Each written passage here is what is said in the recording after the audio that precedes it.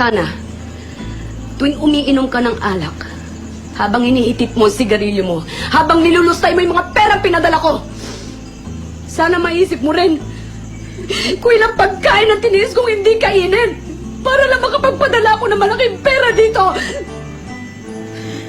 Sana, habang nakahiga ka dyan sa kutsyon mo, natutulog, maisip mo rin kung ilang taong kong tiniis ang matulog mag-isa habang nangungulila ako sa yakap ng mga mahal ko.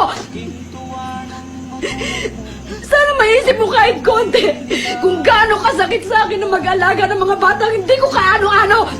Samantalang kayo mga anak ko, hindi ko man lang kayo maalagaan. Alam mo ba kung gaano kasakit yun sa isang ina? Alam mo ba kung gaano kasakit yun?